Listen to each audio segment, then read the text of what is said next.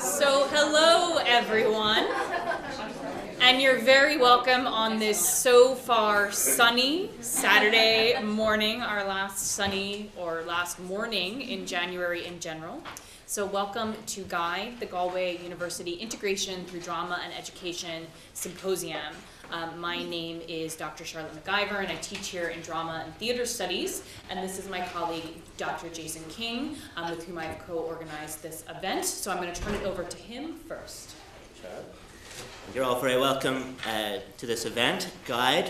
What I want to do is spend a couple of minutes talking about how we came up with the idea for organizing this event, and then thanking our sponsors, in particular our main sponsor, which is the National Forum for the Enhancement of Teaching and Learning in Higher Education.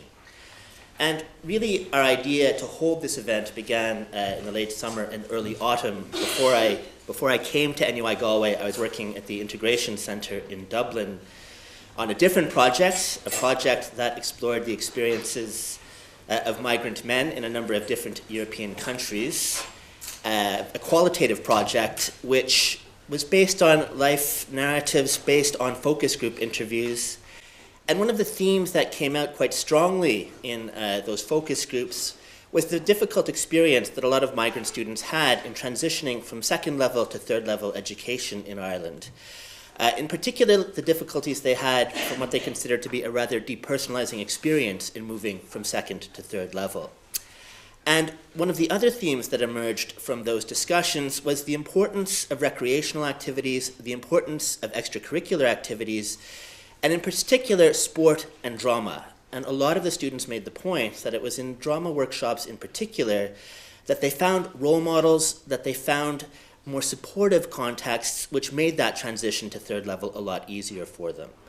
And so, as that research was being carried out, the call from the National Forum was released, and the theme of this year, transitions in education, seemed to fit very well. So we submitted an application, it was successful, and so here we are today. We want to take a couple of minutes to talk about the mission of the National Forum for the Enhancement of Teaching and Learning in higher education. This will only take a couple of minutes, and then we will move on to talk about today's event. As you can see here from our slide, the vision of the National Forum for Teaching and Learning in Higher Education is to establish a sectoral network that champions, that inspires, that develops, maps, builds, promotes, and enables research in teaching and learning in the third level sector. More specifically, the purpose of the National Forum is to promote innovative, fresh thinking, from exemplars to national networks, and from discrete projects to comprehensive change.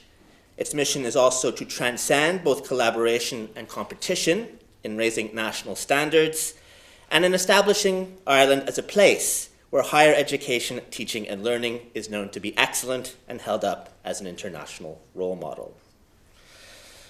We can delve a little more deeply into how this mandate is carried out in practice. We explore the circle of activities that the National Forum carries out. If we begin there at the top left in red, part of the mandate for the National Forum, lift my glasses here, sectoral dialogue and collaboration in partnership with key groups, professional development for frameworks and validation processes in teaching and learning. So we move to the middle there in green. Learning Impact Awards are hosted by the National Forum, as well as student-endorsed awards, as well as a Forum Teaching Fellowship Program, bottom blue.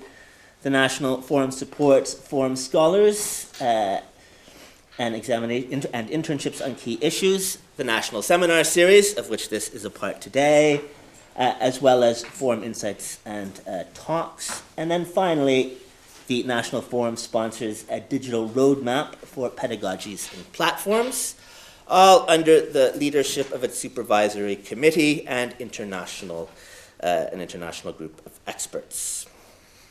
This year's theme for the National Forum, as we have here in our slide, is teaching for transitions, with transitions fairly broadly defined, whether it's moving from second level to college, undergraduate to postgraduate education, college to work, or vice versa, work to college, students moving from national to international educational contexts, and what's most relevant for us today, international students entering into Irish third level national education. If you want to learn more about the National Forum, you can find their website here, www.teachingandlearning.ie. Their Twitter address, @forumtl. Get information there about funding, fellowships, reports, and events. And if you want to tweet from today's event, our address is #GuideNUIG. #GuideNUIG. Also take a moment to thank our other sponsors for today's event, the Irish Research Council and the Moore Institute, which is our host. And on that note, I will hand it over to Charlotte to carry on our introduction and reiterate that you're very welcome here today. Well, thanks so much. So following on from Jason, this presentation today is in partnership with the National Forum for the Enhancement of Teaching and Learning, but is also part of a larger research project that Jason and I are engaged in this year, and indeed have been engaged with for many years in our own research, looking at the intersection between interculturalism, migration, and contemporary Irish performance. So today we're thinking about the higher education sector, transitions from secondary to third level education, but really paying attention to a broad and long history of engagement in the area of interculturalism, integrations, and the arts in Ireland. So it's really, today is about the past, it's about the present, and it's about the future of drama in intercultural integration endeavors. We're building here on the legacy of migrant, minority ethnics, and Irish-born arts facilitators who have used drama as a mode of engagement over the last 2 decades at least, following our mid-1990s increase in inward migration and diversification of or accelerated diversification of Ireland's racial and ethnic profile. So one of the things that you're already taking away from today, and you will have found in your resource pack, is a bibliography that lists what is already a needing to be updated production history of projects that have dealt with these themes in drama over the last 20 years or so, as well as a bibliography of secondary sources that have documented these practices from an academic point of view. Talking briefly about the production history, we're looking there at both new writing and productions that use previously produced work or new translations to comment explicitly on migration and or feature minority ethnic communities living in Ireland. We already have updates after printing this out yesterday, so I'll be emailing a new version of this to you following the event, and please don't hesitate to come up to us today with any other projects that you want to see included. We really hope that not only the bibliography, but today's event is an event that not only includes our distinguished speakers, but each of you as an audience member quite centrally. So the structure for today is as follows. First, we are looking at institutional contexts for migrant students in higher education. After a coffee break, which I know we're already looking forward to, we'll move on to several case studies from theater practitioners working in this thematic area. We'll then break for lunch, which is provided, and then after lunch, we'll come back and we'll be divided into smaller groups for breakout workshops, which will involve discussing the conversations that you'll be part of this morning, as well as engaging in a shared activity that we will then bring back together to our final session, which will be a roundtable discussion featuring our speakers, but also you participating as an audience. So before we move on and kick off with the first panel, I suppose first a disclaimer, or last a disclaimer. Today is not going to be about answers, I hope, or else maybe it wouldn't actually be a very good event, because we can't have people walking away with a simple how-to guide of how to make integration happen through drama in the university or elsewhere. Rather, today is about contestation. It's about interrogation and forward planning, as well as dreaming, especially in our breakout workshops, about how drama, integration, interculturalism, and the education system might work together as interrelated processes, how they have worked together, maybe how they might work together better.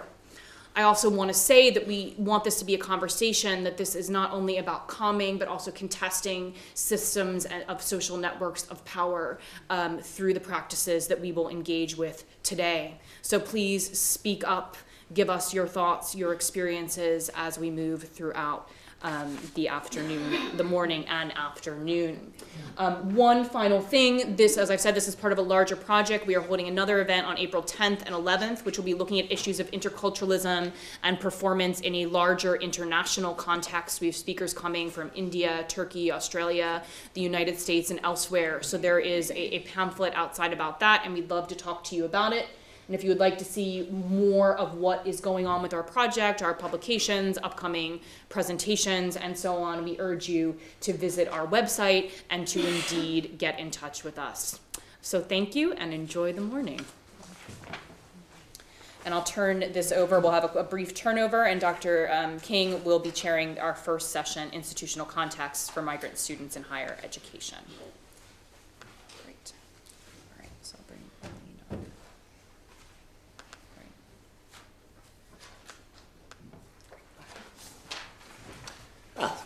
With commendable efficiency, we're actually slightly ahead of schedule, something we often find at an academic event.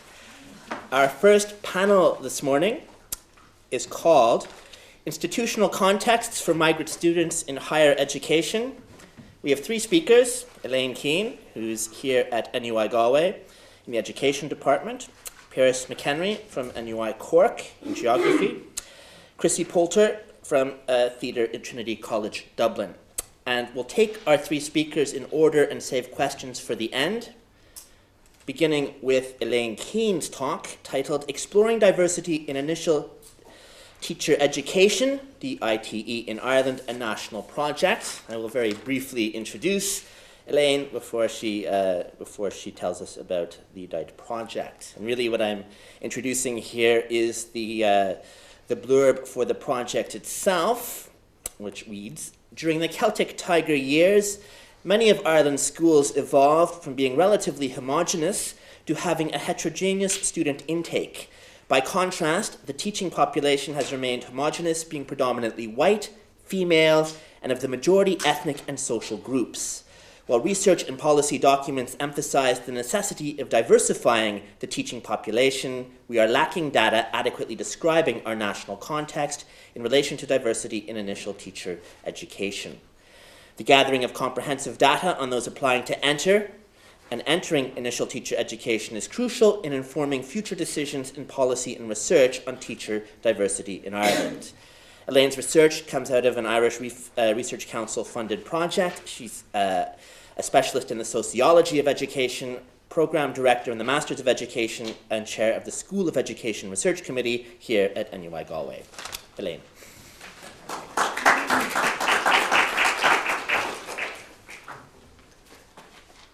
So I'm just bringing my phone to remind me of the time, as my watch, I'm afraid, has stopped working just recently. So thank you very much for the invitation, Charlotte and Jason, to speak at this really exciting event. I was a little bit concerned about would I have to do some sort of performance. I'm not known as being particularly creative or theatrical, except in panicking moments, and please God that won't apply to today. In any case, thank you very much for that introduction, Jason. You've covered a lot of the kind of background points that I was going to make. So as Jason said, I'm going to be talking a little bit about the DITE project. And interestingly, issues of performance pertain to the talk today in a way that I've actually just realised. As embedded as we are in all of this talk about the neoliberal higher education context, there's a lot of talk about the impact of various different, I suppose, activities like widening participation and such.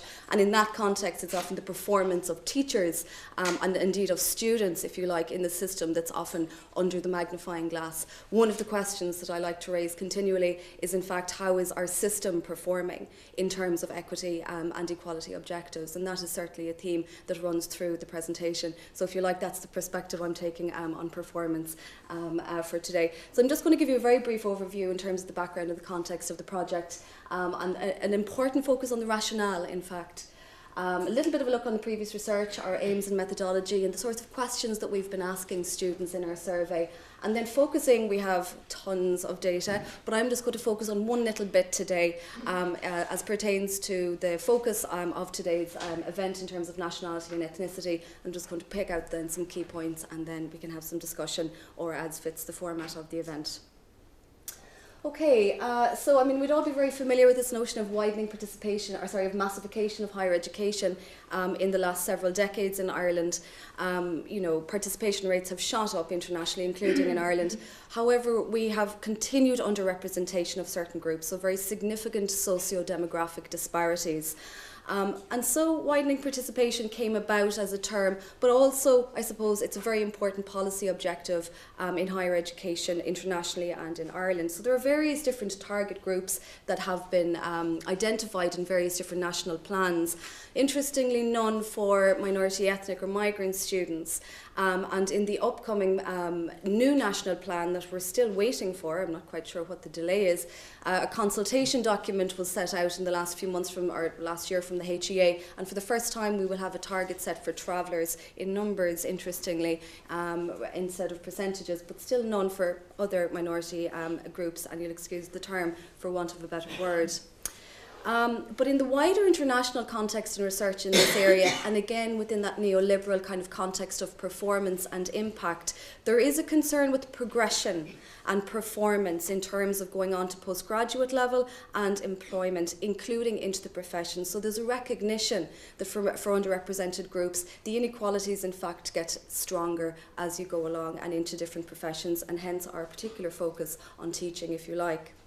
I won't talk about all of the structural reforms of ITE. It's Saturday. I think we deserve a day off. You don't want to hear all of that. But I would like you to hang on to one key point that has transformed our landscape in the last year, and that has been the move from a 1 to a 2-year programme for postgraduate, post-primary ITE, initial teacher education programmes, and from 3 to 4 years for undergrad ITE programmes. That's an important point. It has had impact on the diversity of our teaching populations, and I'll show you how later on. So as per the introduction, we're all very familiar with the significant diversification of our schooling population in recent decades. And the homogeneity that's talked about in relation to our teaching profession has been more or less anecdotal, apart from little pockets of evidence here and there. Okay? But it is in that context that there has been a lot of talk, well, some talk anyway, about the desirability of diversifying the teaching population. But there's a need for critical discussion about the assumed benefits here, and I want to take a little bit of time to look at this before I go on to show you some of our findings. Why does it matter? Why does it having more teachers from underrepresented groups and minority groups matter? Well, Ruth Childs and colleagues from the Australian context talk about this notion of double equity, equity in and through admissions. So for example, obviously if there are barriers in the system for teachers going on from applicants from underrepresented groups going into teaching, there are benefits to them, potentially. But there are also benefits that are seen to be had for schools and pupils, both from minority and majority group backgrounds. And there's lots and lots of research and findings about what the presumed benefits are of having minority teachers for minority students, okay? So there are things like, well, they've high expectations, trusting relationships, they're committed to working in tough schools, they can draw on their own experiences of marginalisation, they can be these fantastic role models, advocates, they can be change agents, cultural translators, etc., etc., etc. It's not that this is untrue, but we, along with some other critical theorists, would take a much more critical view of this. Our perspective on this is that we really have a duty and a responsibility to prepare all of our teachers to work effectively with all of our students through culturally responsive teaching methodologies. And why should the burden, if you like, be put on minority teachers to do this, okay? So certainly the research shows that minority teachers may be better at this, but why should they be, I suppose? And Ninetta Santoro, who was the keynote speaker at our event, our DITE event last October, from Scotland, previously from Australia, very much problematises these issues about the naive assumptions about the homogeneity of minority teachers as a group, but also as educators who they themselves can take on this burden of responding to the needs of diverse students and being cultural experts, if you like. And she talks about how that sort of a burden impacts on minority teachers in terms of leading to pigeonholing, burnout and disillusionment. And this is a very, very important issue in the literature. And I myself know of one traveller teacher, for example, who dropped out of the system for exactly these reasons. So, as I said, we position ourselves within these much more critical perspectives. What we're actually aiming for is trying to develop culturally responsive teaching methodologies where all teachers can work with all students effectively. But unfortunately, we're some way away from that. And first of all, we need to know who are our teachers, because we don't. So that's kind of the rationale for the DITE project, but I just wanted to emphasise the critical perspective we're bringing to it. So we have a complete lack of research, really, in Ireland on the socio-demographic profile of ITE, initial teacher education and teaching populations. It's not collected at national or institutional level as a matter of course. But there have been, of course, pockets of important research from colleagues around the country. We knew, for example, over the last few decades that our teaching population was approximately 2/3 female. We saw an increase in those over the age of 25, and we had significantly overrepresentativeness from those from farming and higher socioeconomic groups, particularly at primary level. But what we've lacked is data describing our national context, data comparing our applicants to our entrants, because are there barriers at application level for different groups? We don't know, okay? And we've absolutely no data in ITE in relation to nationality, ethnicity, disability, or sexual orientation, okay? What do we know a little bit about ethnicity? Well, Aisling Levy, a very important scholar in this area in Ireland, has said in one of her papers that 92% of ITE students are from hegemonic national, religious and cultural groups, but we can't really find exactly where she came up with that figure. It was just something that she mentioned in a paper. The only little bit of research that we have is from my colleague who works with me on the DITE project, Manuela, from her PhD, who analysed PAC, Postgraduate Application Centre, application data, and she found that almost 98% of applicants and entrants claimed Irish nationality, with just one applicant identifying as a traveller over the period 1999 to 2006. Now, I'm not going to go through the rest of the little bits of stats on that slide, but what it shows in Northern Ireland and from other countries internationally, you can see the very low proportion of minority ITE or minority teachers that are actually in the system. Okay? So in that context, the aims of our project shouldn't be that much of a surprise. We're aiming to gather, analyse and compare background data from applicants and entrants to explore their socio-demographic backgrounds, their career motivations and their educational experiences, hopefully to make some recommendations, including regarding entry procedures, and to explore ways of facilitating entry to the profession by underrepresented groups. And longer term with research to follow minority and underrepresented groups into initial teacher education in relation to their experiences and into the profession. But that will be another project. Okay. Oh, there's a time here. That's great. I don't need to look at the phone after all. Fantastic. Macs are great. Perhaps I should start using them after all. Okay, I'm not going to go through the methodology in any detail. Essentially, it's an online survey that we implement on a multi-annual basis to examine trends with a whole range of questions examining, as I said, socio-demographic backgrounds, educational experiences with diversity, career motivations, and so on. We've almost 4,000 participants to date. So we really are well on our way to building a national data set here. With very good response rates, we have a whole load of different groups. It's very complex with primary teacher ed, post-primary teacher ed, postgrad, undergrad, different institutional systems going through different application systems. It is quite interesting in terms of its complexity. But we have between 46 and 64% response rates. In the first year, in 2013, pre-funding, we implemented the survey with all postgrad ITE entrants, okay? With our funding, we were able to extend that to postgrad and undergrad applicants and entrants, because a good part of our funding we were able to use to develop with a systems analyst consultant a unique tracking mechanism that allows us to track on an anonymous basis our applicants to entrance and to compare their socio-demographic backgrounds. And again, that has been fun. Neither of us are systems analysts, but it has worked, but it has been very complex. We're about to go into the third year of implementation quite soon. And one of my other PhD students, I'm not sure is Devon here, I think she was planning to, is also funded by the IRC, and she is going to be doing a qualitative study on applicants and entrance experiences.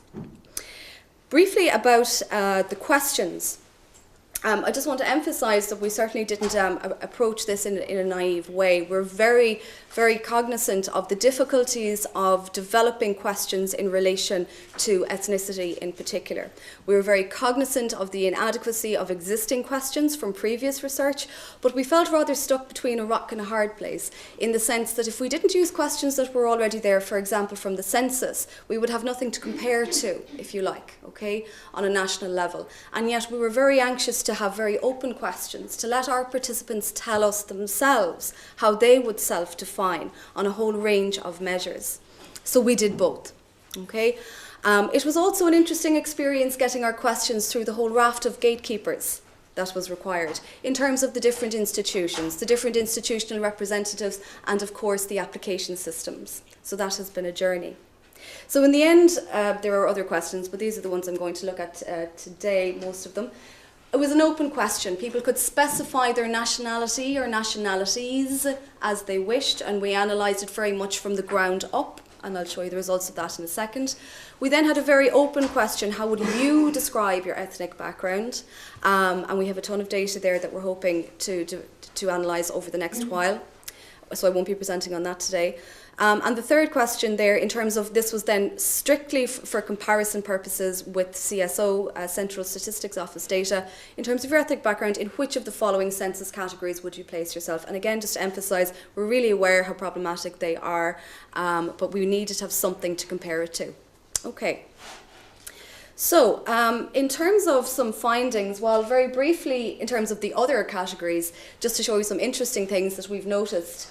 We've seen from my colleague's study for her PhD a few years ago, when she analysed 2006 to 2014 data, we've seen a very significant increase in male entrants, tying in with the time of the recession, which is interestingly, it was formerly 2/3 female. We've seen a very significant decrease in those over the age of 25 rather than 23, because many of these are postgraduate mature students, if you see what I mean. And a very interesting and very significant decrease in the lower socioeconomic groups, and an increase in the higher socioeconomic groups in our data from last year compared to this year. And remember that that ties in with the change from a 1 to 2 year programme at postgrad level, which requires significant additional resources in terms of time and finance. So reversing any improvements in that sense that had been made in the previous decade. We have baseline data now on students with disabilities, approximately 6%, similar to the undergrad population generally, but of course there are lots of issues with disclosure there. We have no idea really how representative that is. Okay, coming on then to nationality. So these data were coded from open responses where people said what they felt their nationality or nationalities themselves were. Okay, so as you can see, between 92 and 96% of postgrad and undergrad applicants and entrants were of Irish nationality.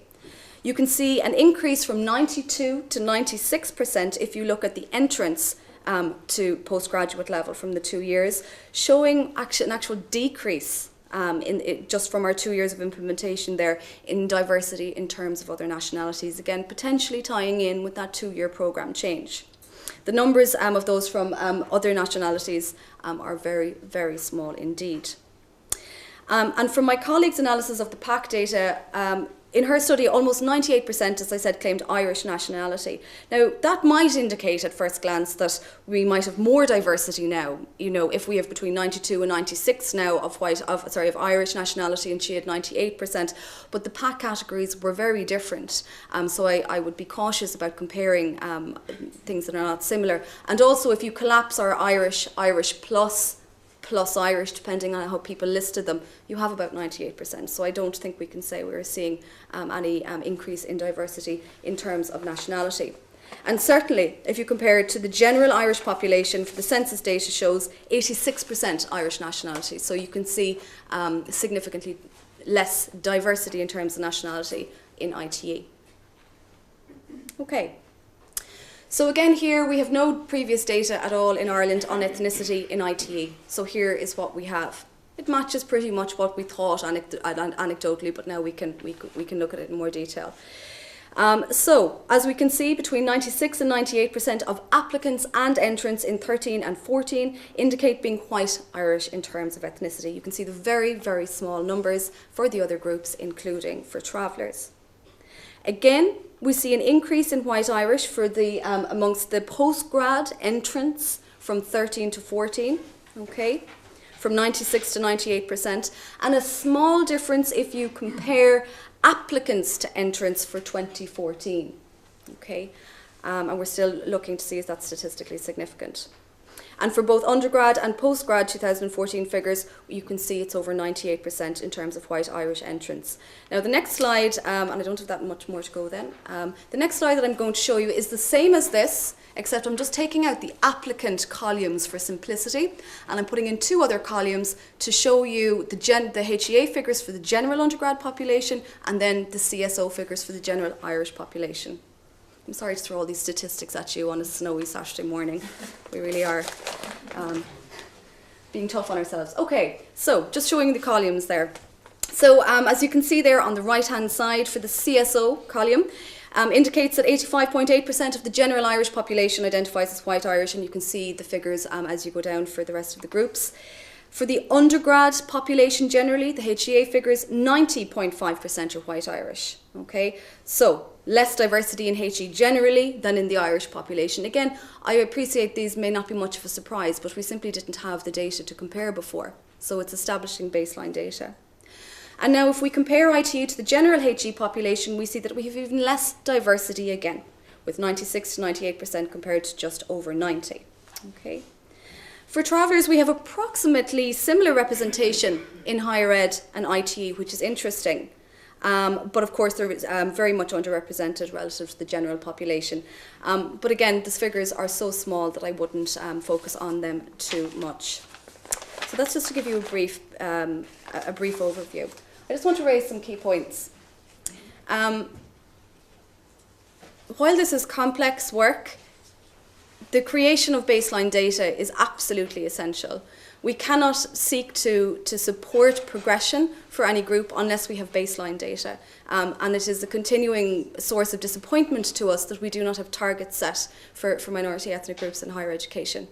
And I think that needs to be raised with the National Access Office, and it's certainly something that I have raised before. So the first target is being set for travellers. As we know, it's a step forward.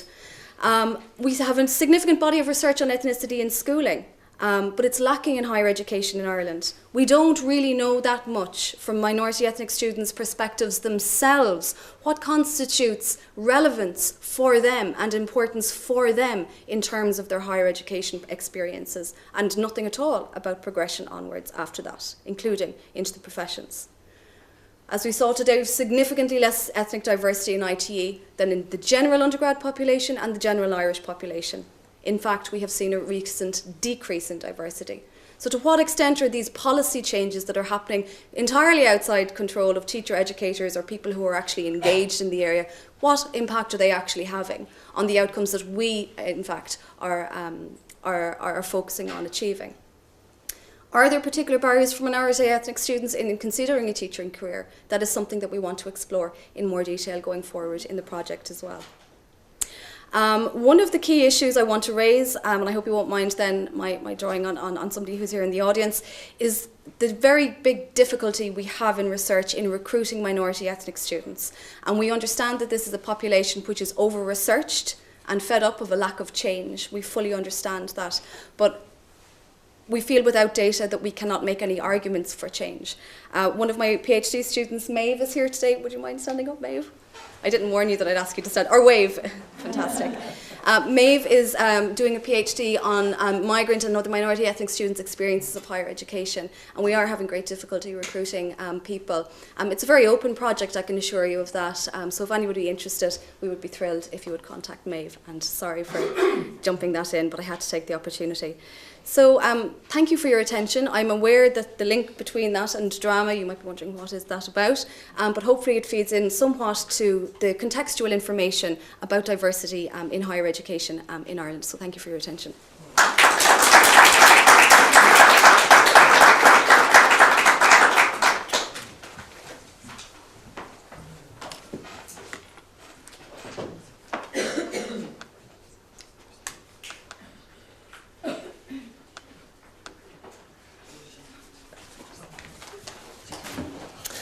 Thank you very much for that, Elaine. As I said, we're going to hold questions until the end. So our second speaker today is Piaras McHenry. The title of his talk is Institutional Barriers for Migrant Students to Transition to Third-Level Education in Ireland. Piaras is a lecturer in Geography and European Studies at University College Cork, and he was the director there from 1997 to 2003 of the Interdisciplinary Irish Centre for Migration Studies, which focused on Irish and comparative international migration research, a centre that lives on very much in spirit, if not corporeally. Amongst Piaras's projects, there's a great many, but I just want to focus on a few.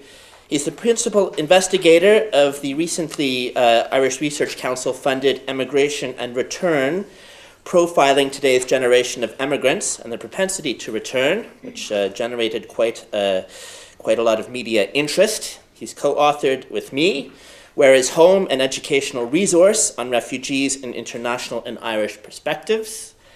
And he has a forthcoming article in a special issue of the journal Irish Studies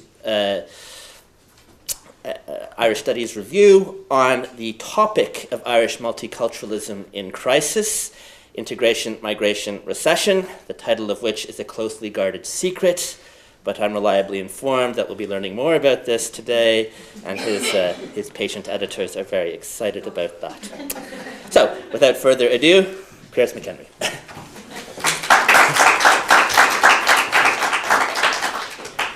Thank you very much, Jason. Well, actually, I won't have a lot more to say about that today because I'm still thinking. I just noticed I must have been asleep last night because there's a typo on the very first page, for which my apologies. University is misspelled. Now, to make this work, can I use this device? Is that it? I do. Yeah. That arrow. That arrow. Okay, right. The Mac arrow. Yeah, the Mac arrow. Okay. I'm not a Mac person. I don't belong to the religion of Mac. Anyway. I suppose the first thing I'd like to do is to thank Jason and Charlotte for inviting me here. Say good morning to you all. Saturday morning, it's great to see a crowd like this.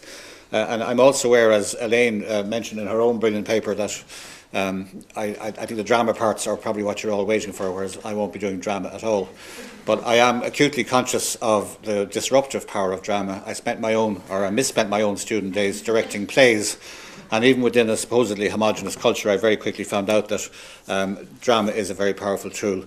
In my case, it was Irish language drama, and we spent a lot of time bringing what we thought were vaguely sort of challenging plays to various parts of the Gaeltacht around the country.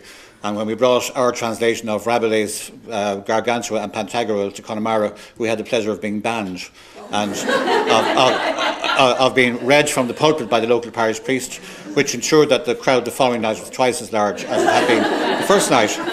And I've also had the pleasure of seeing Conley's production, and again, when we talk about disruptive drama, the production by a Nigerian theatre group based in Dublin of, I'm sure you all know, the play Kings of Kilburn High Street, isn't it? High Road, I can't remember which, and the version that you did is the stage version, where the parts of the Irish construction workers in London were taken by Nigerian construction workers. I thought it worked extraordinarily well as a kind of cross-cultural example of what we have in common and the shared dilemmas of being a migrant.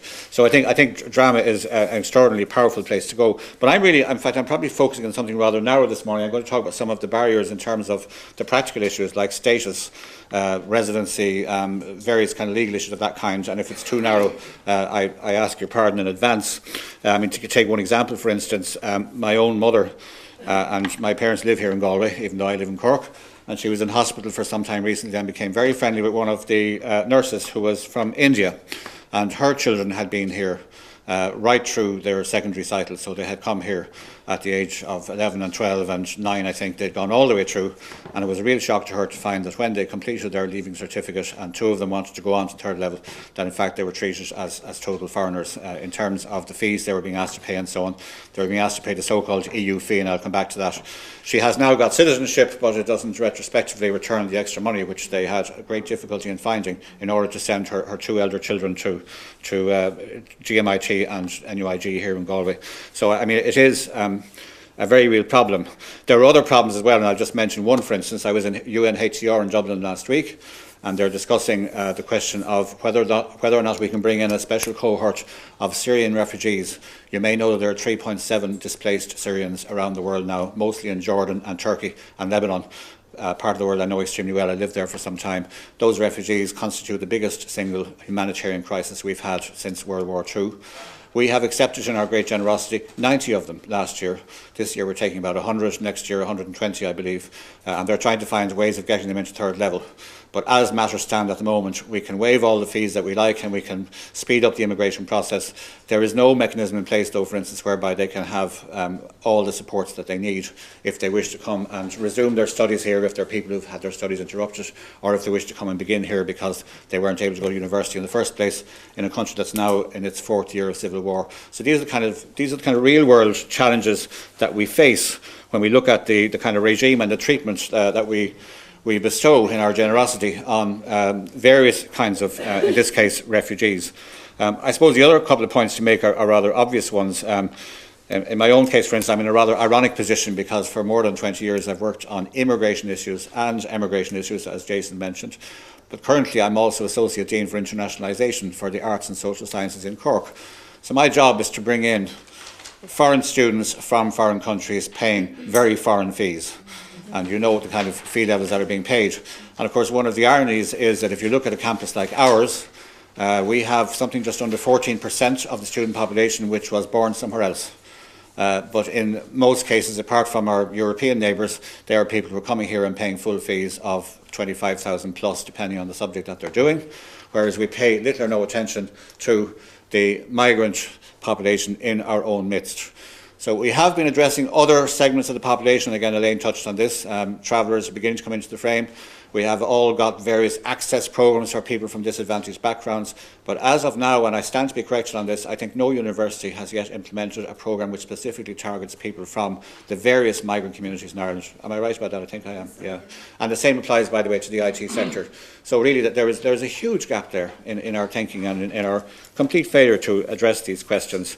I want to say one other thing as well, just before I proceed, in terms of what Elaine was saying, and certainly at primary school level, there is a very real issue, and I'm speaking here as a bilingual person, about the Irish language. And it's going to take quite some time before there is a generation of migrant children who are sufficiently versed in the Irish language and interested in it to become candidates for primary school teaching. And until that happens, there is a real dilemma. Do we change the current manner in which we insist on Irish being taught in all schools? Or do we somehow try to adopt some kind of a high-speed or a fast-track programme to identify those few people who could do it? I don't know, and I don't have an answer to it, but I think it's a huge barrier. And it touches on something which, in fact, I was going to mention here in the first place. If you see my last bit there, there's something called the Rotterdam Charter, which isn't about teaching or education, it is about policing, in fact, but I think the same principle applies. It's something that I've worked on myself over the years. The composition of the population in most European countries is changing rapidly and dramatically. To establish their importance as a legitimate force in society, the police have a professional interest in reflecting the same ethnic diversity in their organisation. One of the most important means to reach this goal is recruitment. Now, this particular paragraph actually underlay the rather feeble but not non-existent efforts made several years back now to increase ethnic diversity in the Gardaí here. With some success, it must be said, particularly in the Garda Reserve. And I think the same principle could very well be applied as well to the teaching profession. And I would say at all levels, primary, second level and third level. At third level, in fact, tends not to be quite as much of a problem, but certainly at primary and second level it is. And the other point, the common basic principles you're all familiar with, maybe you're not, but this is a set of principles adopted by the European Union member states in 2004. a very aspirational statement which hasn't been given concrete form in any of the states that proposed it, including the Netherlands, which was the author. Education enables migrants to become more successful and more active participants in society. This not only benefits the individual migrant, but his or her family and wider society. Oh yes, I've doubled up my screen there. There's another statement at the very top line which kind of sets out the principles of the access to education as an important one from the United Nations point of view, the full development of the human personality and so on. But I'm talking here to people who kind of know this already, so I won't dwell on that. Just to say, I mean, it's not all. Yes, I did mess up my editing last night, but just look at the top bit. It's not all bad news. I mean, first of all, I can't begin to emphasise how much the presence of a diverse student population in one's own classes makes to the whole experience of teaching, of their learning, of the pedagogical exchanges. For me, it's very much a two-way exchange. I actually have 4 PhD students at the moment, which is not a lot, but it's enough. One is from Poland, one is from Nigeria, one is from Romania, and one is actually Irish. The Irish one is actually doing research on the experiences of international students on our campus. But the Polish one came here washing dishes 10 years ago, went to the local Institute of Technology in Cork, came and did a master's with me, and now she's doing a PhD. And I mean, she's an extraordinary, her work ethic is absolutely amazing, but she is living proof that it can happen, that it changes the whole character and exchange between herself, other students, and so forth. The Nigerian and the Romanian both came as asylum seekers, wound their way through the process, and are both high-flying PhD scholars at this stage. And the Irish student, who rejoices in the name of Sinead O'Connor, is researching, as I said already, on the experience of international students, including people who are refugees but were born somewhere else.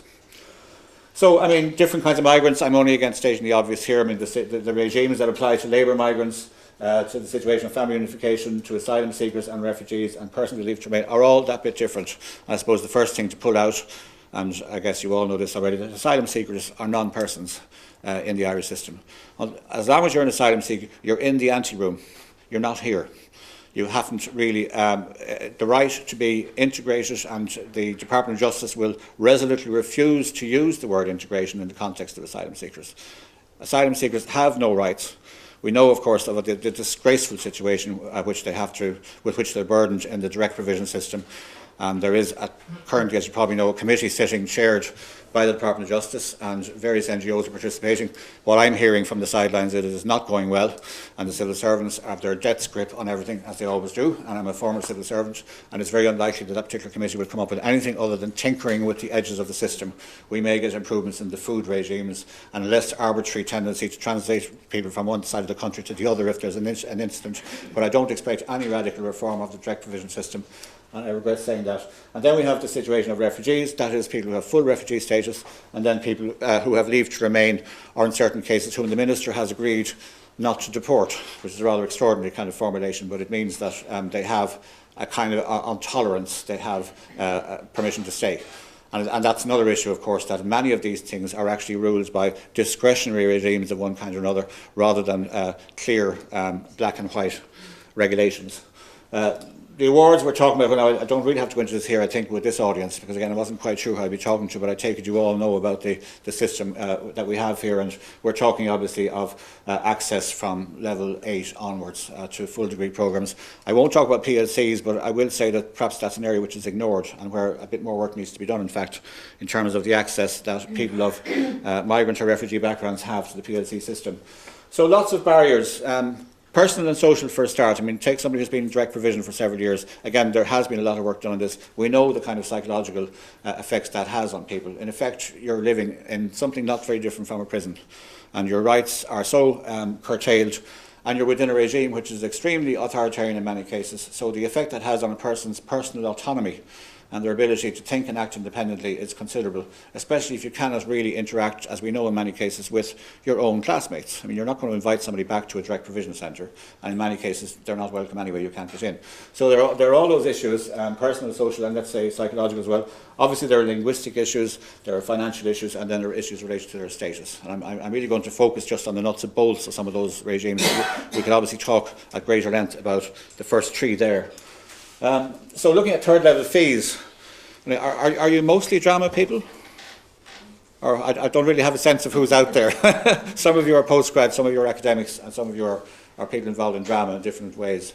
And I presume there are some migrants here as well. So maybe I'm stating the very obvious in going over these, but you know, first of all, about the free fees myth. I mean, there is no such thing as a free fee here. Students still have to pay their registration fee, which for 2015 would be €3,000. That's the figure there. And then we have the whole question of EU fees, and certain people have those fees levied on them, even though they may have been resident here for quite some time.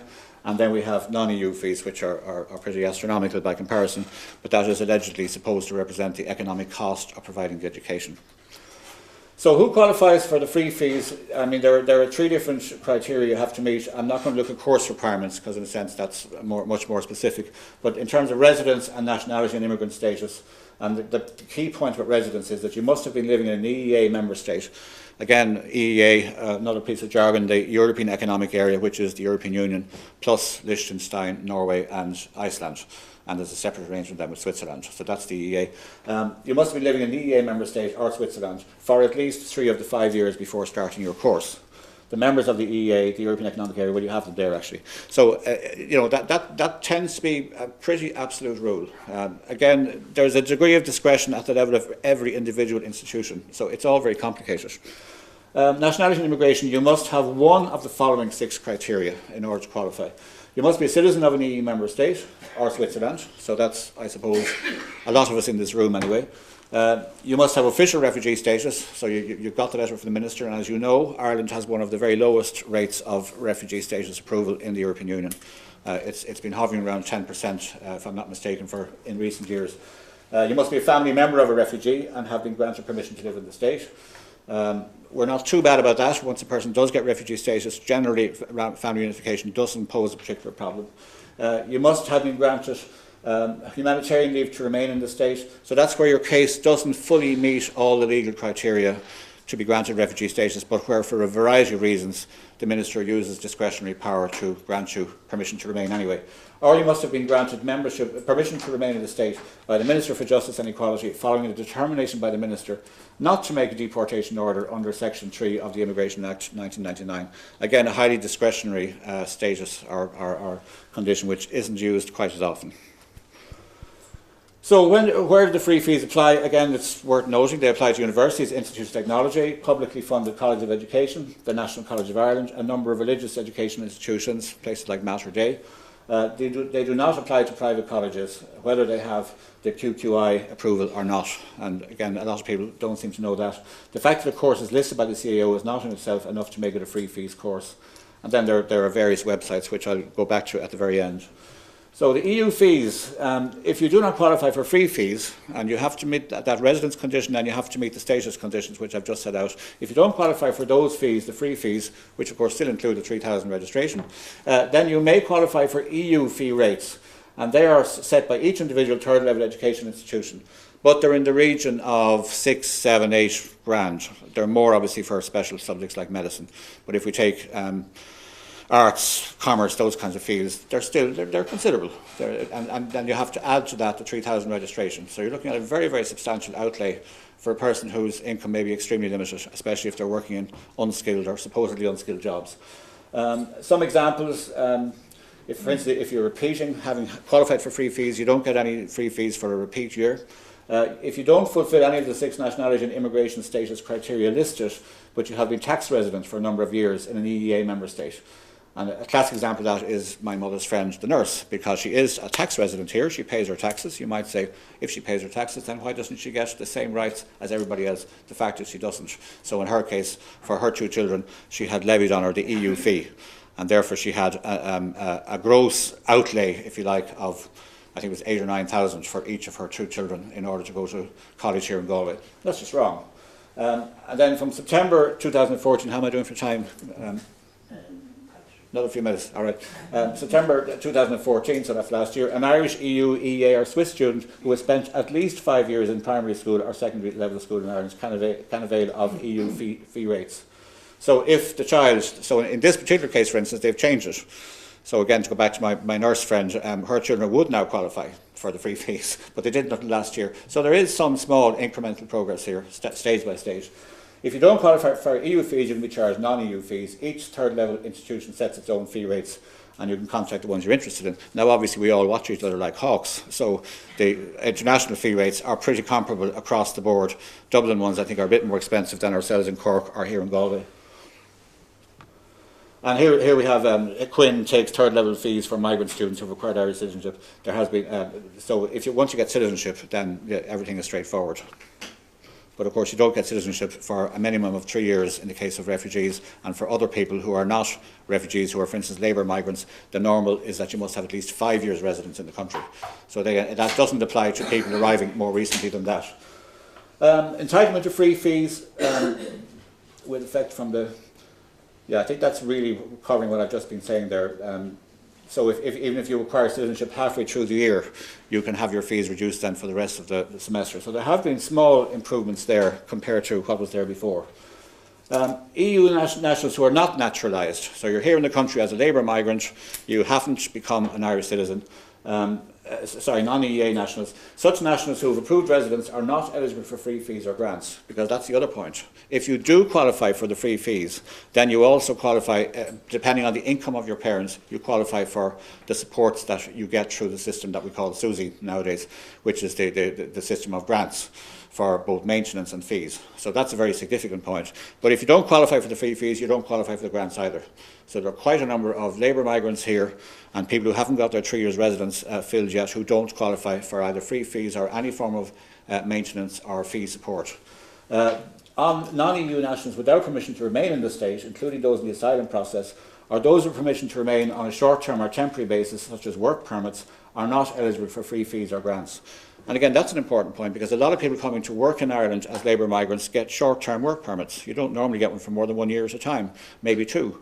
So you don't qualify either. Even if that work permit is renewed, it doesn't guarantee you any automatic qualification for the free fees regime or for the income maintenance and support. Now, colleges will exercise their discretion in individual cases, but the fact remains that it's a very considerable barrier.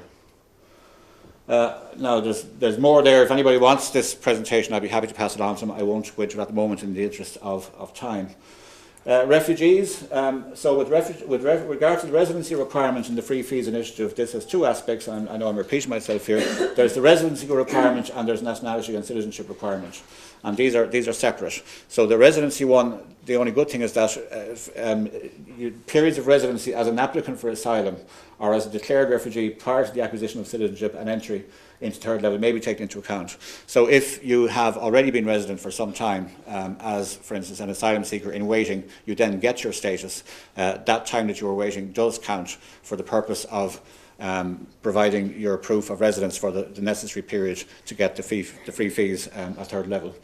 It's very complicated. This is UCD's fees, and there you have the EU fees. So, for instance, in arts, the general fee for arts on top of your 3,000 registration in UCD is 5,857, which is a very considerable burden for anybody on a modest income.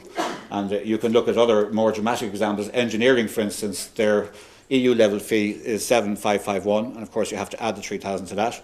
But if you're charged the full EU fee, it's the full non-EU fee. Sorry, it's the right-hand column over there. It's 20,000. Now, 20,000 is simply beyond the means of a person who isn't independently wealthy or has some high-tech, high-skill type of job. So that would exclude a very large number of children of labour migrants. This is our own policy. Persons with refugee status eligible for EU status and free tuition fees. So again, we confirm, if you like, the general regime that the refugee status gets you the free fees, but again, there is a residency requirement. There is some discretion within individual universities to waive that in exceptional cases. But again, that's something where if we had to sort of be held to account on that, they might actually become more strict. And that's always a difficulty.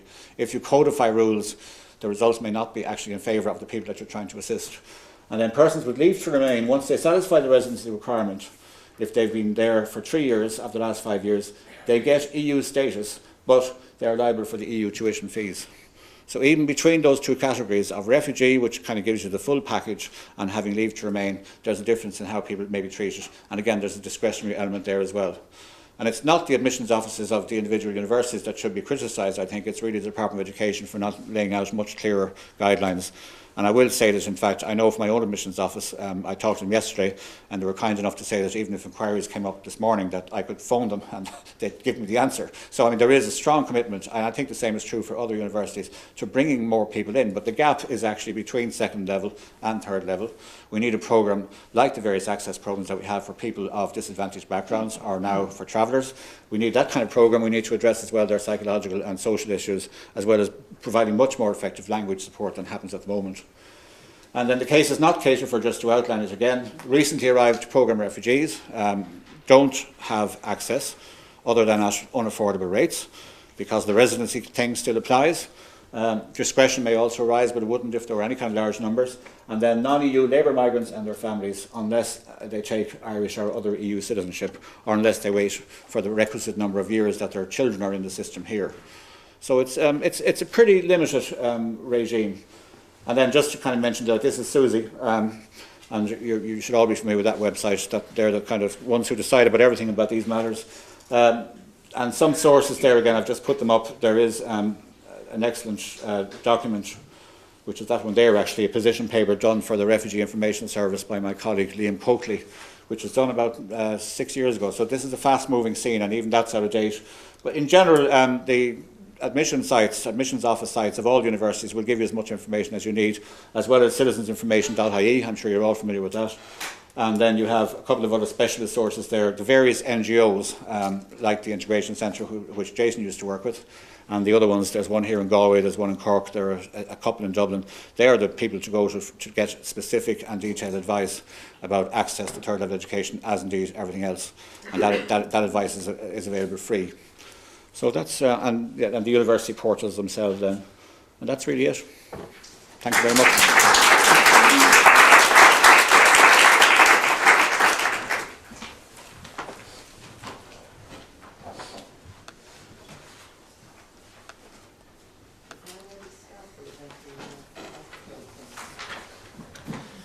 Thank you very much. Our third and final speaker on this panel is Chrissie Poulter from Trinity College Dublin. The title of her talk is Invisibility, Borrowing from Drama Training to Fast Track the Welcome and Soothe the Sensitivity in and to Third Level Education. Chrissie is a theatre specialist who's adopted various forms of writing and oral history for theatre performance, including life stories, documents, and novels. She's directed and devised performance projects in Ireland North and South, Poland, Greece, France, Germany, Navarre, Norway, and the UK. She teaches others who wish to use drama as part of their work in life, and she teaches at the Samuel Beckett Centre in Trinity College Dublin, where she's also director of undergraduate teaching and learning in the School of Drama, Film, and Music. And with her talk, we make the transition from migrant context to theatre work specifically. Chrissie. Very much. Normally when I walk in to do, say, a workshop or a class, there's no applause. There is a whole room full of students who've got other things on their mind. Last Monday, 2 or 3 of them had been up for 24 hours writing the essay that had to be in the next day. Some of them have got life issues. One of them, whose brother has emigrated, and so she's having to look after her mother and wasn't sure whether she could actually get into the session because her mother was ill. So there's all sorts of things going on, and the last thing is applause. And I walk in with all my bags. All right, I'm walking with all my bags. And I need some time to get sorted. So I usually have to give them something to do. Are you receiving me loud and clear, Mr. Yes, Technician? Sir. I know you are, but look, I'm all wired up to the moon. This is a research project. We only exist in the story that is told of the evidence that remains after the event. And we that are here will say, but it wasn't like that. But he will have the authority. And what the editors choose to do with it will become the history of this day. Anyway, that's a little impromptu philosophy. If you think this is happening, oh no, it's not, unless he can hear it. Okay, so students usually have read something. So I'm going to give you something to read. Or usually they haven't read something. There is a reading in the ether, and they may and may not have read it. So if you'd like to take one of those and pass it back. On the back are these little coloured sticky things, so be careful they don't drop off. And by the way, in terms of the transition to third level, have you all got a pen or pencil? All right? Because, and this isn't just, would you ever think of it? People are in their screens now. So why would I have a pen or a pencil? I've got my iPad or my tablet, or my tablets mean something very different to me. My father counts them out for himself and puts them in little boxes every Sunday. So if you'd like to take one of these and pass them back, so they go straight back either side. And Jenny is offering pens to anybody who wants them, because Jenny is a facilitator. So rather than write her own, she's concerned about you. And every class will have the people who will help you make things work. And I get out. So have a read, seriously, have a read of what's on there.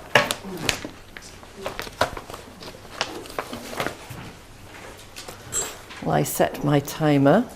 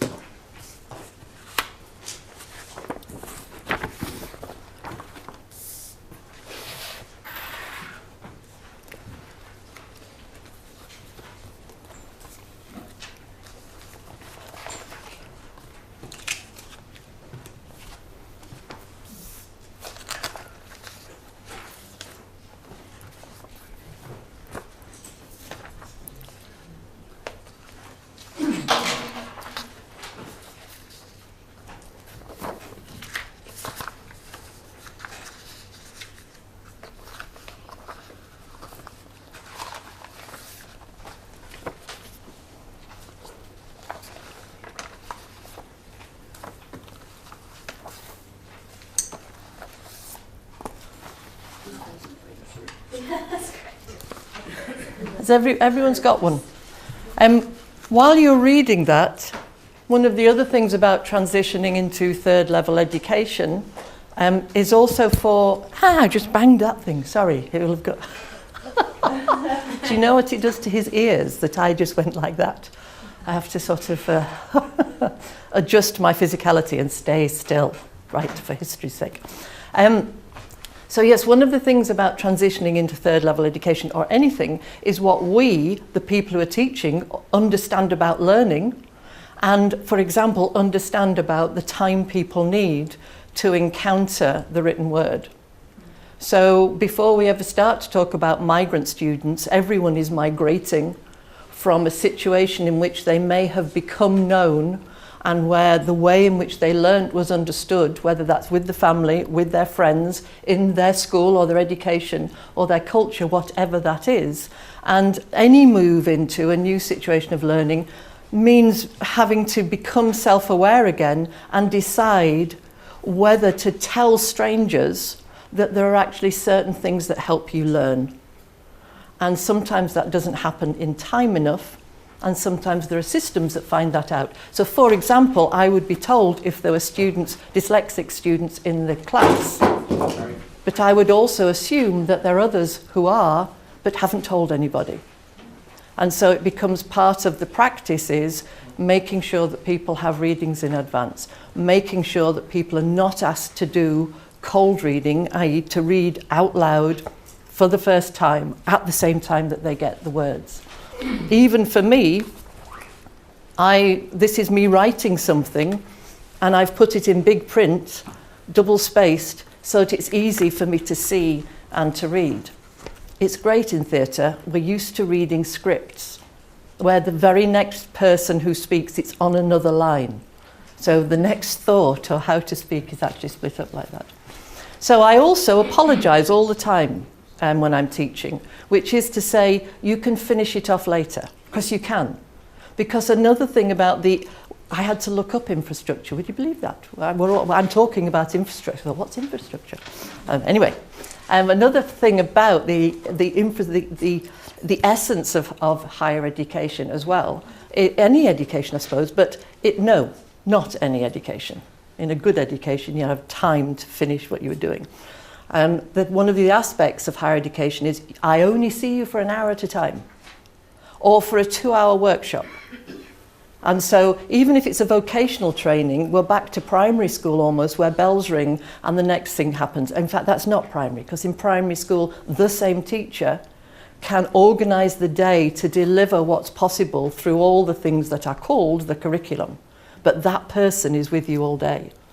Move into second level and a bell rings and you change room, change head, change everything. So the notion of integrating all of that is something we have to deal with at third level, but in these tiny dollops of time. So in the tiny dollop of time, I have to persuade you that you want to finish reading that and that it might spark off some other things. I'm going to have to move more quickly because I'm getting so interested in all this. We'd be here all day. And I only have 15 minutes. That is something off the top of my head years ago in trying to explain to someone why our first speaker, and I'm not saying this is the reason, but it might be something I might wonder, says, I thought I might have to do a performance. And, you know, a bit of a panic there. And then cleverly she goes on to talk about performance, of the teacher performing and the system performing. But the first thing is, there's a mention of drama. And actually that's not just what happens in drama, it's what happens anytime there's a group coming together and you have put yourselves in my power, or the system has put you in my power, and it's called a seminar, and you might have to talk. And so your opinion is going to get put onto the stage of the Abbey Theatre, the national theatre of the nation as far as you're concerned, and stand up and be counted before you've even had time to think about it. So again, the whole thing about how theatre helps in this situation, it helps any student in the sense of we rehearse things, we work out what our script is, we work on it, we work on the character, the situations, the why, the how to deliver it. We rehearse it before we dream of presenting it. So the theatre as a parallel can be offered to all sorts of students in terms of developing that confidence. Theatre is also about an audience and a performer. So that terror of putting my opinion in the middle of the seminar is also, I don't mind what the teacher, I hit it again, sorry. I don't mind what the teacher thinks. That's the teacher. I've grown up knowing that teachers can be, that's the teacher. I'm worried about what these people around me think. I'm worried about what my peer group think. I'm worried whether it's a bad thing to be studious or a good thing. So I'm trying to read the codes of the situation I'm in. So in fact, my first job as a teacher with the group is to try and get you to meet each other. I can't do this in this format. You're all sitting in rows. I could get you to talk to each other, and I do. But this afternoon, when we use workshop, we'll see how drama, by being able to be so flexible in space and keep the bodies moving, even within that short amount of time, can help that business of meeting your audience enough so that next time you're in a seminar with them, you might not mind so much venturing your opinion because you're one of them. It's speaking within a group rather than standing on a stage in front of an audience. So it's how do we turn the situation into one that's experienced differently like that. Anyway, but this was my little list of what I think is the incredible amount of skills, qualities, what is involved in venturing your opinion in public. And I mean literally talking to people around a table if necessary. And so in my work, I am trying to work on all of those things. So that's the reason why in my talk it says, what can we borrow from drama training and not from drama play or drama or doing plays, but from drama training. Because in drama training, we start with being able to stand still. To be still, to take the gaze. I've got to let you look at me. Excuse me. I've got to let you look at me. I've got to let you hear me, because otherwise I will do a little act to keep you from looking at me and to keep you from listening to me. And we'll never actually have the open engagement, me with the subject, me with you, etc. So in training for theatre, we also learn to be observant, to notice detail. As a writer, a designer, a director, it's about how do we read people's body language, colour, anything, pictures. How do we read what we see? Because we're going to construct things for people to experience through the senses.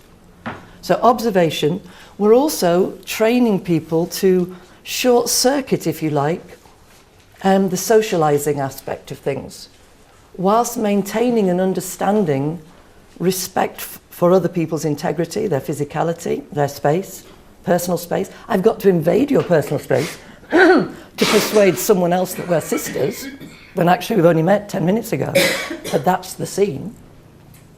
So how do I understand proxemics? How do I understand personal public space enough to manipulate it and use it? So I am interested in all of those, about what frames me. Look what's behind me now. If I'm standing over here, I ruin the picture as well as the sound. If I stand over here, great, now you can start watching what's behind me and watch the world go by. So that whole thing of a stage, of how we set something. Anyway, chine, as they say in this part of the world, basta, if you speak Spanish, it means stop talking, basically. That's enough. And I have to say it to myself all the time. So, take those away and have a think about it, and how would you, through your work on that? On the other side, there are 4 little pieces of paper. How am I doing on time? 5 minutes, okay. Here's something that I usually do. I give my classes a blank piece of paper, and they fold it in 2. I haven't got blank paper for you, but I had Post-its, so there you go. This is something I do with every class at the beginning of every module or every workshop group, and I'm going to ask you to do it as well. Speed writing. There's going to be a different topic for each of those sticky things, and I am the only person who's going to see them. So it doesn't matter about your writing or anything, it can just be words. As long as I can read them, but it doesn't matter what they're spelt like or anything. If your first language is not English, and a word comes to you in your own language, and you don't think of the English, write it down in your own language, because it's just to catch the thoughts. So first one, what do you want from today? So the first one is I want. The title is, you just write I want, and what do you want from today? And you can choose any one of those to write it on. I want. You've got about 20 seconds to do that. In fact, 10.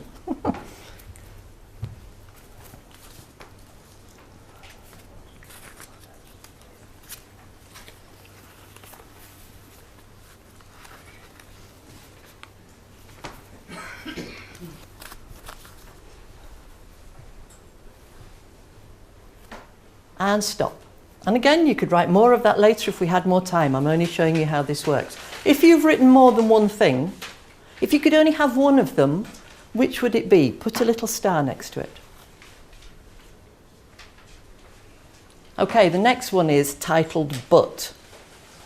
Pero, me, but, ... What's going to stand in the way of you getting what you put? Oh, that tells me I've got 5 minutes left. You were trying to stop me sooner. Dismiss. So what's going to stand in the way of you getting what you wanted on the first page?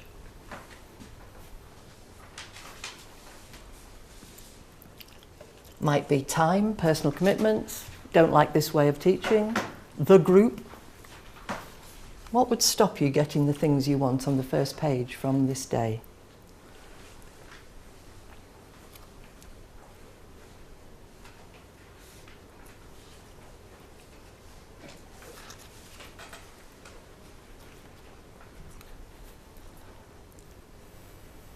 And again, you can add to that later, because this is just putting the thought your way. If you've written down more than one thing, could you choose one of them and decide to do something about it? I won't ask you if you succeeded later in the day, but is there one of those where you can go, actually, I can do something about that? You know, I'm tired, I was up all night, it's Galway, I'm too tired to listen. All right, I'm going to do something about that. Drink more coffee. Right, number 3, I can is the title. What can you do? What do you bring to this party? What experience or etc., what can you offer to make this day go well for the other people here? You're a good listener, you've got loads of experience in this area. You're running a drama group, you are a drama teacher. You have a migrant experience yourself or in your family. You know Galway in case anyone needs to get to the shops quickly afterwards. Local knowledge.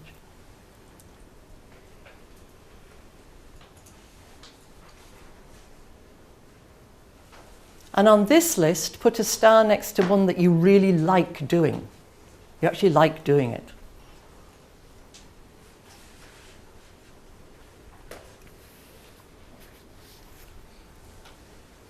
And gently cross out, so that I can still see it, gently cross out any ones that you don't like doing it. You can, but you really don't want to be asked to do that. You know the person who's the driver and always gets asked to go and do the shopping? Well, don't, just cross out. Don't tell anyone I'm a driver. And last one. What's the question I don't know to ask? So the last one is for you to tell me anything which would help this day go better for you.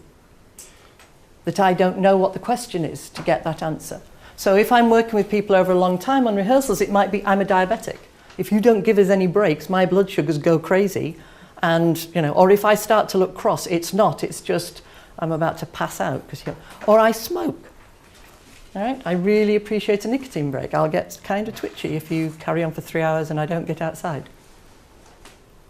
Or I have a bus straight after this session. Or I'm putting the kettle on, so if I disappear, it's not because I think it's boring. Anything personal.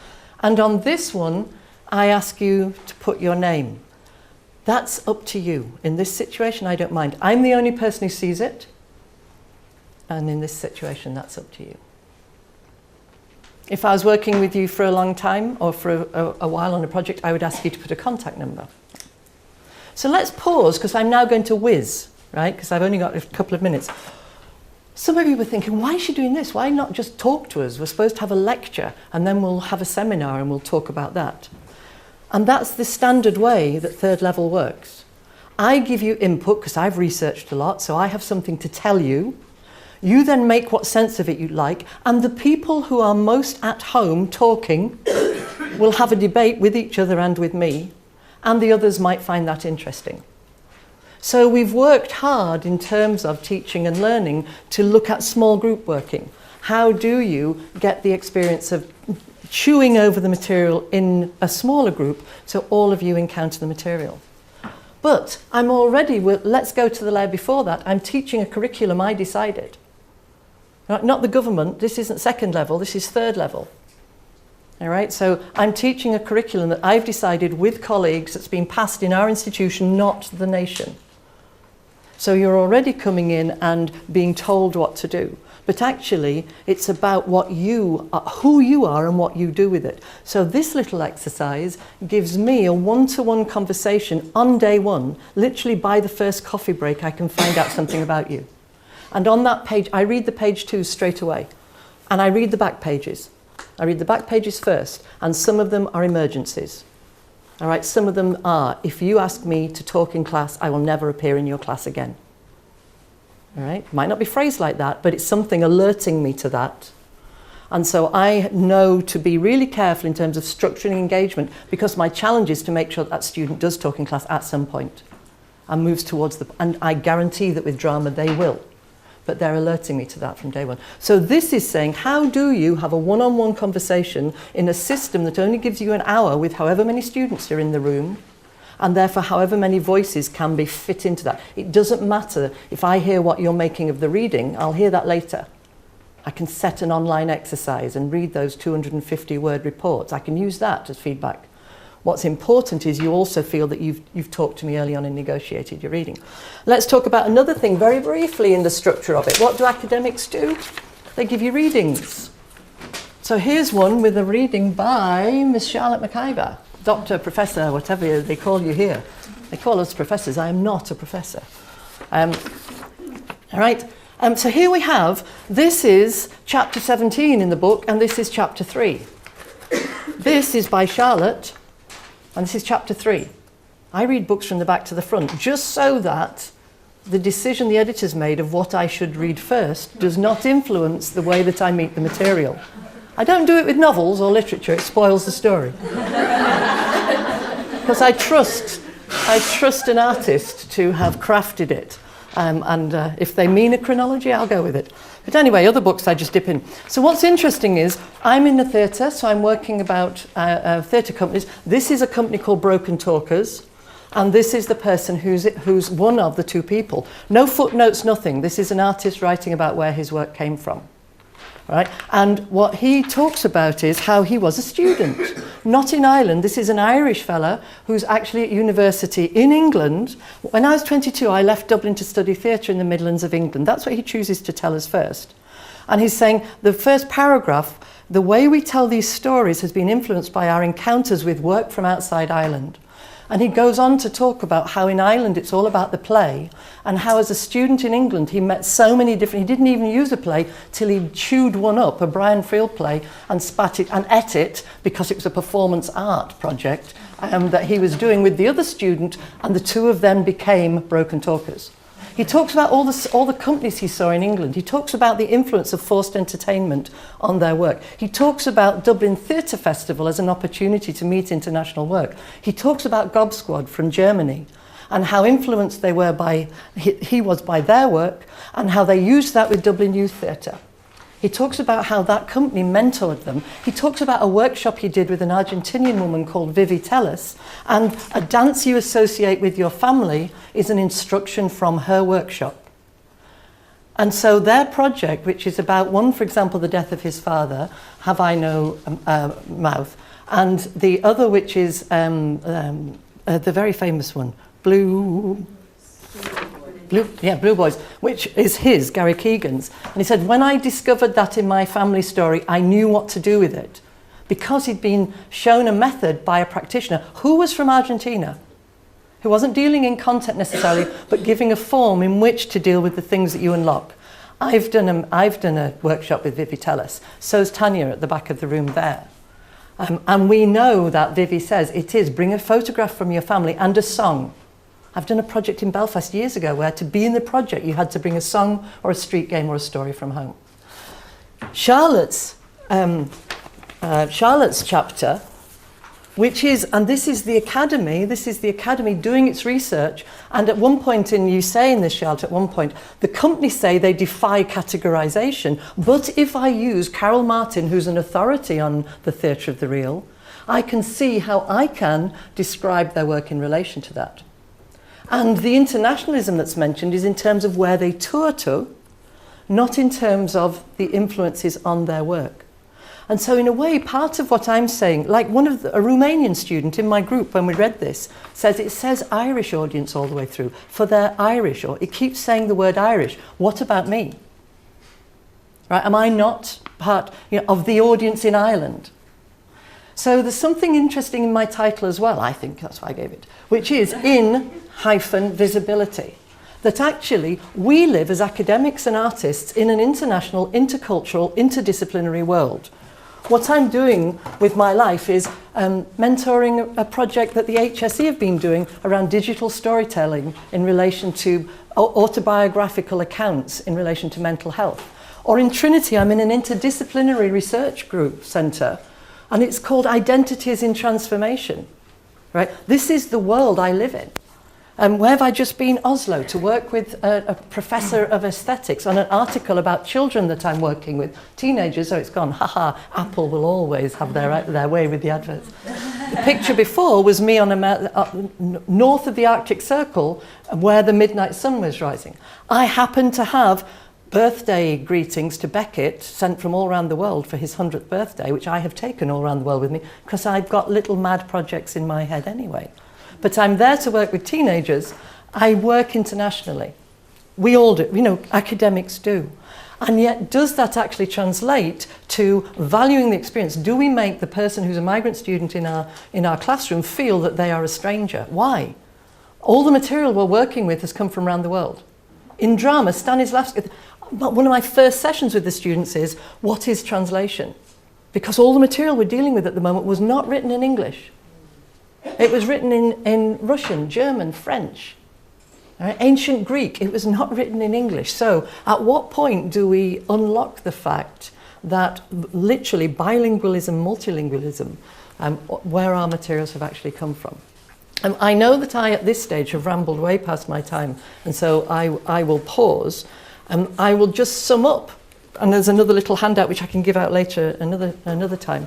But really it is that sense of saying, borrow from training, take it seriously, that the actual, those skills that are needed to join in a seminar, to take equal part as an academic, right? Our students are meeting us as equals on their own journey of discovery. By the time they graduate, they are in their own individual area of interest or specialism. How did they get there from day one? And so how do we build up, borrowing from training in observation, blah, blah, blah, blah, blah, blah, blah, all of that. In visibility, the whole notion of being invisible, one of my first things is, I said to you, if your mother tongue is not English, right? How often do we actually say, I know you're out there even though I don't know who you are? I know that you're not me. All of you, never mind someone who's a migrant, anyone who's from anywhere but my house, where I was born, you know, and even then we're different. Anyway, stop. There's more that can be said as we go through the day, and it will come out in different ways of working. If you know my work, you know I talk about focus. High focus, if it's unprepared for, etc., is terrifying to someone who's not used to it, and will put them off. They will come up with all sorts of strategies of avoiding it. If we can build up the ability to take focus or to deal in low, we will find out people's stories. We'll actually find out, as I say to my first years, the person who will be designing your show is sitting in this room, in fourth year, is sitting in this room with you now. Depending what you do in the next week, they may or may not ever work with you again. So how do we go carefully, because there is time, even though there seems like there never is, like there isn't now. Apologies for not necessarily covering what I had wanted to cover, but I hope that's some sense of the infrastructure of teaching in third level rather than of the institution or Europe. Blah. Thanks very much. I'm going to keep reading. Well, thank you very much. That was 3 wonderfully stimulating talks about the institutional contexts in which migrant students make the transition to third level education, and then third level education and theatre itself.